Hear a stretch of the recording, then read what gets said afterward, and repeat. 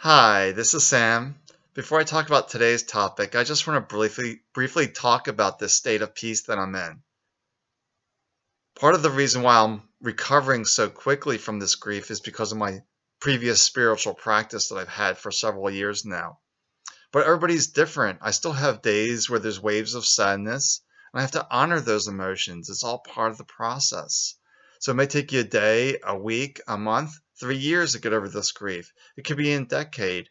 Just keep doing the practice of honoring these emotions and just allowing them to be as they are. This is a very tough time, this grief. So there's no rush. There's no need to be strong. It's simply the mind trying to create rules and judgments, or taking the opinions of others as your truth. Whatever works for you is perfect. So just honor yourself and the way you feel.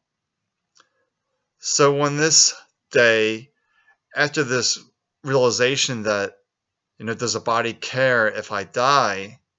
The answer is no, because there's no awareness, as I talked about in my previous video. But after that, later that morning, I went to see my father, and I was in a state of peace. Then I was really surprised. My father was having a little rally. He was eating, he was drinking, he was fairly lucid. He couldn't really tell stories, but he could answer any questions that you had. So you could ask him anything, he'd give you like a yes-no type of answer. He was completely aware of what was going on. It was quite beautiful, actually. Because my mother got to ask him some questions. She was always concerned about making the right decision. So she wanted to know if discontinuing dialysis was correct, stopping all treatment was correct. And he agreed that it was. He said yes. It was fine. He was coming to terms with the state that his body is withering, that he'll be dying soon. So he rallied. So it was really nice to actually have him for a little bit where you can actually talk to him and engage and have him look at you and be able to answer your questions. That was a nice bonus, a nice way to remember my father. Then I remember later in the afternoon, just all of a sudden I could just see his energy just immediately shift. He went from like lucid to like, it was different. It's really hard to explain. Like his energy shifted. He closed his eyes. Then a few seconds later, he opened up his eyes and he was looking all around. He was really confused. And he said, what? And he can just tell he was just completely lost. And that was actually probably the last phrase I heard my father say, was that what?